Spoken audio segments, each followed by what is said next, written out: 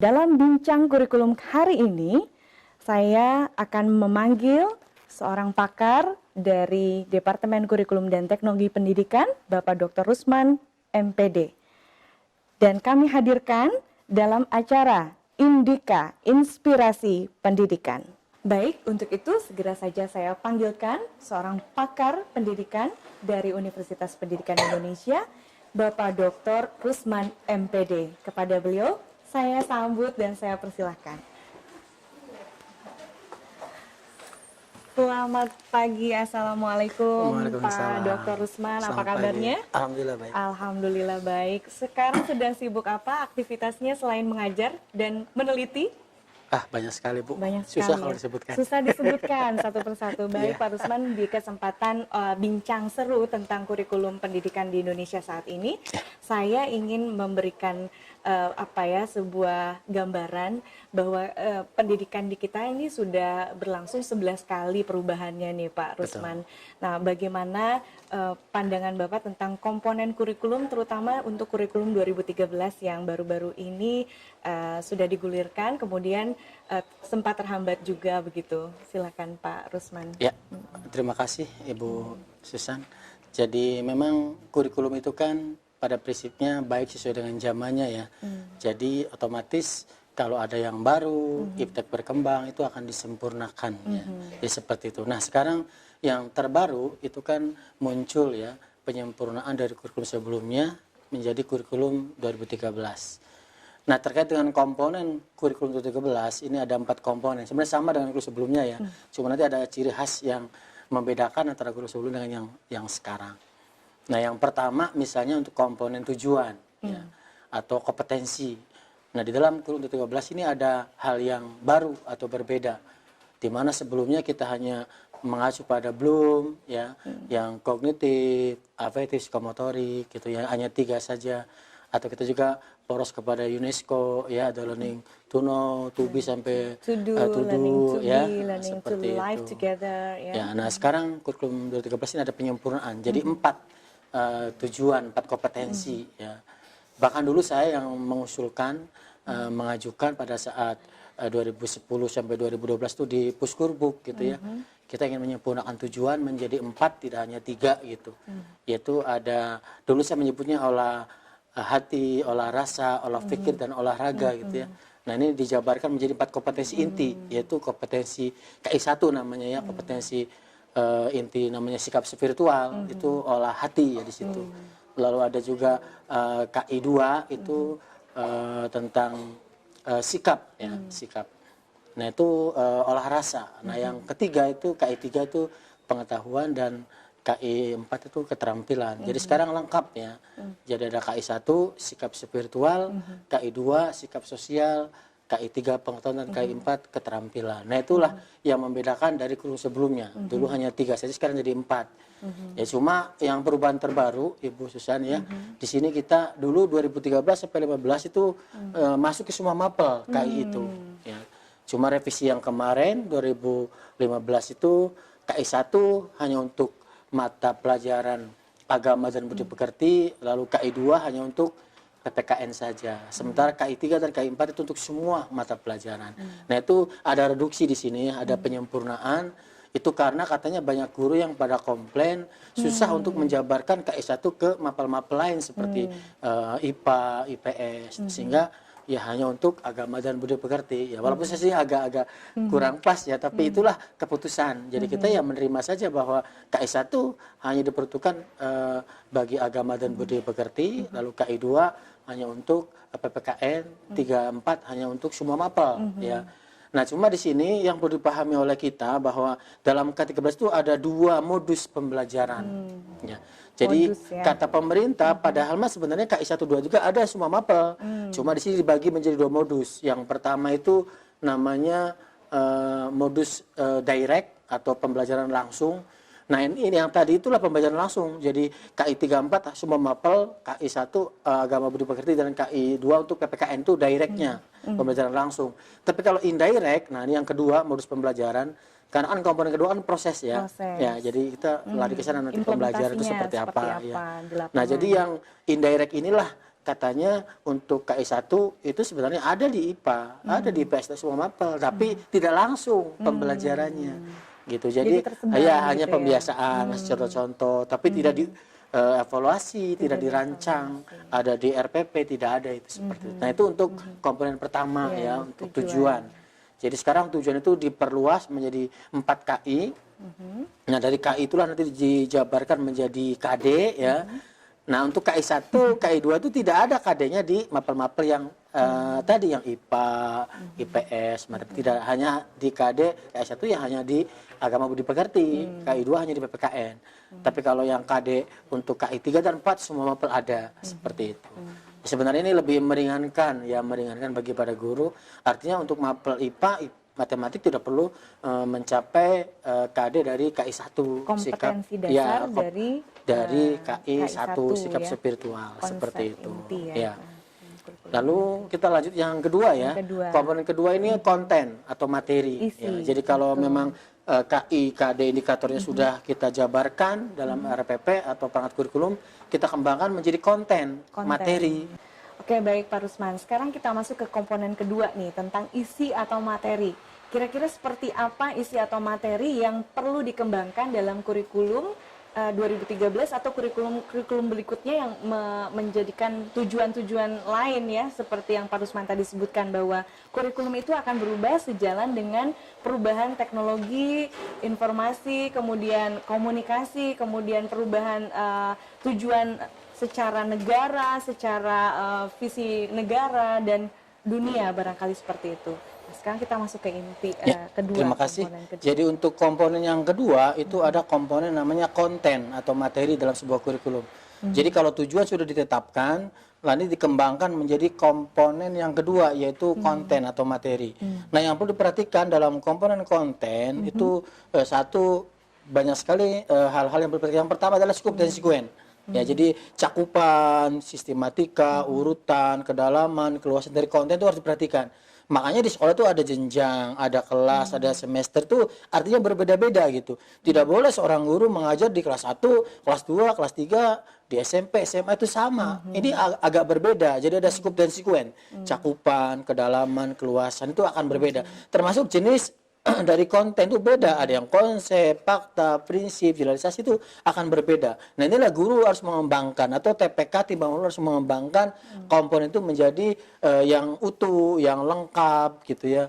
Lalu yang kedua itu ada organisasi isi konten, ada SSC, ada SC gitu ya, dan juga ada integrasi kurikulum. Jadi yang pertama integrasi kurikulum itu adalah untuk yang di PAUD, di SD itu terpadu.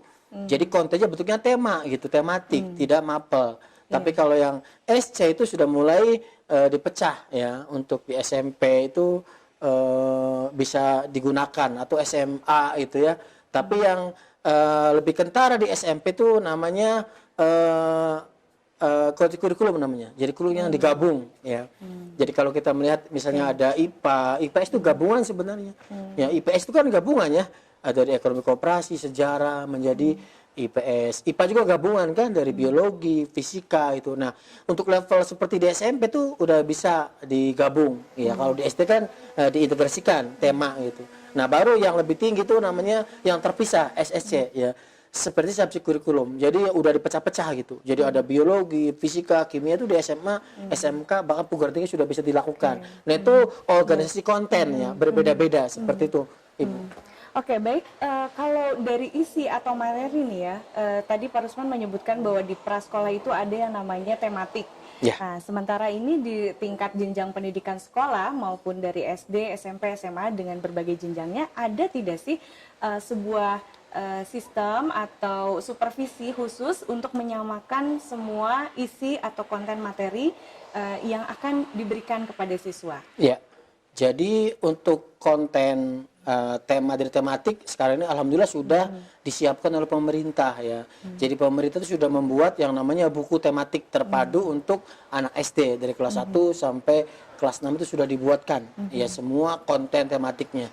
Jadi guru tinggal nanti mengembangkan menjadi RPP lalu siap diajarkan di kelas seperti itu. Jadi tematik ini cuma yang jadi masalah kadang-kadang di SD itu belum semuanya menerapkan tematik terpadu. Ini yang saya sayangkan. Masih ada sekolah-sekolah yang mapel menerapkannya gitu. Jadi mengajar matematik, mengajar IPA ini yang melanggar aturan dari sistem pemerintahan ya dari kurikulum. Karena di SD itu harus etik dari kurikulum harus terpadu. Jadi guru tidak boleh mengajarkan mapel ke tiap siswa, itu akan susah. Ini teori yang dipakai adalah teori Gestalt. Jadi keseluruhan itu lebih bermakna bagian SD daripada bagian-bagian. Jadi kalau belajar dipecah-pecah itu bagian SD susah. Tapi kalau dikemas dalam sebuah tema itu akan mudah. Misalnya tema diriku gitu ya. Kita nanti ada muatan mapel di tema diriku itu. Misalnya tentang matematik kita bisa menghitung panca indera. Coba Nana jumlah ini jari tangan ada berapa? Itu matematik, tapi tidak dibilang penjumlahan matematik 1 tambah 1 tambah enggak seperti. Tapi lebih, coba hitung jari ini. Nah itu tema diriku ada muatan matematik gitu. Baik. Lalu muatan misalnya kesenian SBD kan bisa dengan nyanyi. Bisa dua mata saya hidung. Nah, itu kan ada nyanyi tapi tentang tema diriku gitu. Artinya kan mudah seperti itu ya gitu ya. Daripada matematik 1 tambah 2 itu kan abstrak bagi anak SD. Itu susah gitu. Nah, itulah yang menyalahi aturan. Tapi kalau dengan tema-tema yang sudah dikembangkan, itu 1 tema 1 bulan oleh pemerintah, guru harus mampu seperti itu gitu. Baik.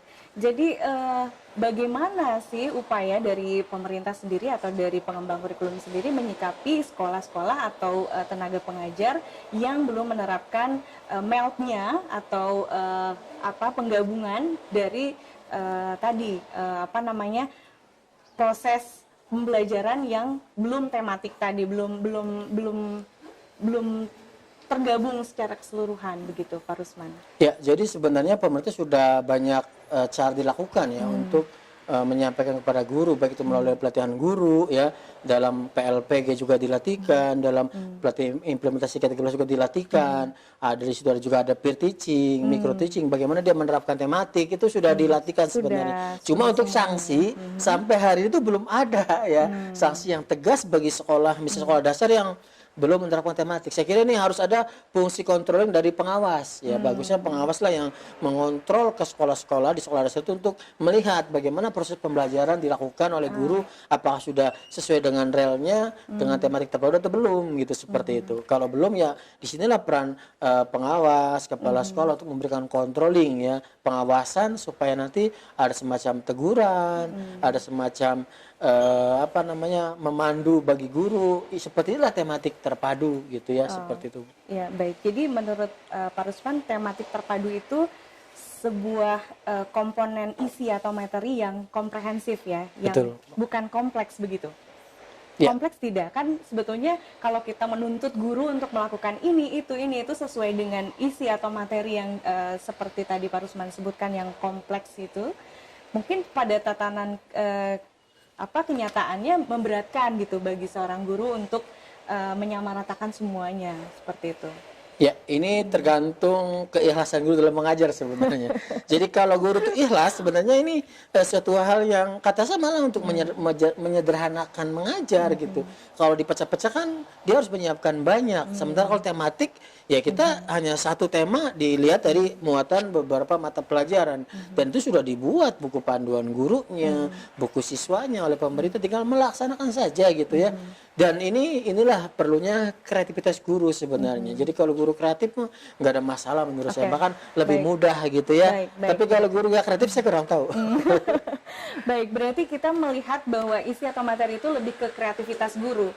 Berarti dilihat dari bahwa kurikulum itu sebagai sebuah seni begitu. Pendidikan itu sebagai sebuah seni. Bagaimana guru lebih kreatif menggabungkan ide-idenya. Baik, kita masuk dari komponen yang ketiga ini Pak Rusman. Proses. Bagaimana nih menurut Pak Rusman proses dari komponen kurikulum yang ketiga ini? Ya, dari kegiatan kurikulum 2013 ini komponen yang ketiga itu komponen proses atau PBM ya, proses. Nah, di sini seorang guru harus tahu tadi, kita harus tahu ada 2 modus proses pembelajaran, ada direct, pembelajaran langsung, ada indirect, pembelajaran tidak langsung. Nah, pembelajaran langsung itu hanya fokus ke KI 3 dan 4 untuk semua mapel, sementara yang untuk agama dan PPKN itu indirect untuk KI 1 dan KI 2. Tapi KI 3 dan 4, 1, 2, 3 itu semua untuk agama budi pekerti itu adalah direct ya. Jadi kalau kata saya yang lebih sempurna itu agama dan PPKN. Jadi kalau mapel agama itu directnya ada 3 ya, KI 1, 3 dan 4. Kalau PPKN directnya ada 3. Ada KI 2, 3 dan 4. Ya, sementara untuk mapel semuanya directnya ada 2 kan. KI 2 dan KI 4. Nah ini yang harus dipahami. Sementara yang untuk mapel selain agama PPKN itu tadi indirect untuk KI 1 dan KI 2. Artinya tidak dirancang, tidak dibuat di RPP tapi dibiasakan, disampaikan, dicontoh-contoh. Apakah itu lebih ada ke insight atau kurikulum tersembunyi maksudnya? Ya, Seperti itu. bisa jadi seperti ini. Contoh untuk KI 1 di pelajaran matematik atau IPA. Jadi guru IPA masuk kelas, tetap saja dia bilang anak-anak silakan berdoa. Nah, ini KI 1. Artinya indirect gitu ya. Tidak dirancang tapi setelah masuk kelas mau mapel matematik tetap berdoa dulu. Itu kan KI 1. Tapi tidak dirancang, tidak dievaluasi gitu ya. Tapi tetap ada berdoa dulu oleh KM-nya. Lalu kita mulai belajar matematik. Jadi KI 1-nya ya salah satunya tadi dia berdoa menurut agama masing-masing. Itu KI 1 tapi tidak dirancang. Itu seperti contohnya ya, contoh kecilnya saja seperti itu. Jadi tetap ada tapi tidak dievaluasi, tidak disampaikan dalam pembelajaran langsung gitu seperti itu. Tidak dievaluasi dalam proses pembelajaran langsung, artinya ketika anak dalam adab berdoanya itu tidak sesuai, maka guru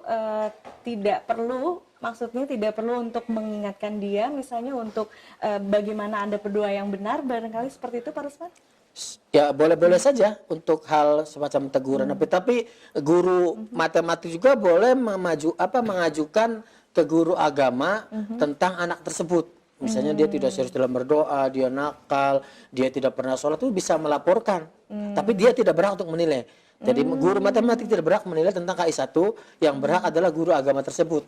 Nah, boleh mengajukan saran tentang si A itu seperti apa, boleh. Tapi tetap yang menentukan penilaian adalah untuk KI 1 adalah guru agama dan budi pekerti itu sendiri. Nah, itulah makanya dikatakan indirect. Jadi tidak bisa menilai langsung, tapi ada khusus guru agama yang menilai KI 1. Mungkin penilaian di sini bukan dalam artian menilai secara numerik ya, menilai secara angka begitu, tapi menilai secara subjektif dari guru yang bersangkutan. Betul. Tapi boleh dong guru mengingatkan bahwa tata cara berdoa yang baik itu seperti ini. Kalau matematika itu kaitannya seperti ini begitu. Ya boleh, bahkan harus. Harus. Gitu Berarti ya. itu masuk ke evaluasi tapi secara tidak langsung. Iya, dan itu bukan hak untuk guru matematik gitu sebenarnya. Tapi kalau mengingatkan, ngasih tahu yang benar bagaimana ya itu suatu keharusan guru gitu ya seperti itu. Baik, kita langsung ke komponen yang berikutnya yang menarik di sini adalah tentang media. Ya, bagaimana media pembelajaran itu sebagai komponen keempat sebelum dari evaluasi. Seperti apa, Pak? Jadi sebenarnya ini ada dua pendapat untuk komponen media, ada yang masuk ke dalam proses, ada yang terpisah ya. Tapi silakanlah itu nggak jadi masalah, gimana kita merujuk dari siapa gitu ya. Tapi kalau memang terpisah, sebenarnya media ini ada di proses. Artinya di mana dalam proses pembelajaran itu tadi ya kita ada direct indirect. Yang kedua juga kita menetapkan tentang metodologi, metode. Ya kita menetapkan metodenya apa, modelnya apa, strateginya apa, sampai nanti ke medianya itu. Ya, jadi seorang guru itu harus seperti itu. Ya, dalam membuat komponen yang ketiga ini harus menetapkan metodenya, ya modelnya, strategi, pendekatan sampai ke media pembelajaran. Bahkan kata saya untuk anak-anak kelas rendah, media itu sangat penting. Karena pola pikir anak SD itu kan masih operasional konkret. Artinya kalau ngajar tanpa media itu abstrak gitu ya. Jadi nggak bagus, tapi kalau ini bisa lebih pakai media menarik, ya solusinya. Oke, baik Pak Rusman, menarik sekali sebetulnya perbincangan kita tentang komponen dari kurikulum ini. Tapi saya berikan kesempatan untuk Pak Rusman terakhir kali, apa sih statement pesan-pesan tentang komponen kurikulum ini untuk seluruh pendidik di Indonesia? Silakan Pak Rusman. Oke, jadi untuk evaluasi secara keseluruhan, jadi sebenarnya komponen itu ada 4 ya. Jadi ada kompetensi atau tujuan, ada tadi yang kedua konten atau materi, yang ketiga itu ada proses, dan yang keempat adalah evaluasi ya. Jadi keempat ini ya tolonglah bagi guru semua dalam pengembangan kurikulum, dalam melakukan kegiatan pembelajaran itu harus di cover semua gitu ya.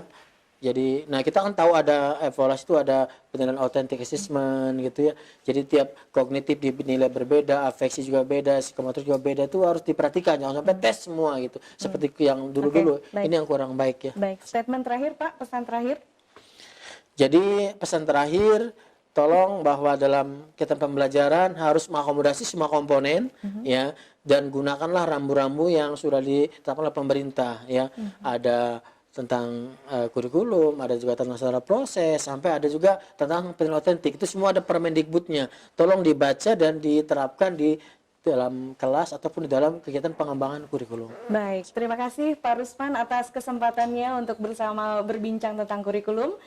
Terima kasih atas waktunya. Semoga apa yang kita perbincangkan hari ini bermanfaat untuk pengembangan kurikulum di Indonesia.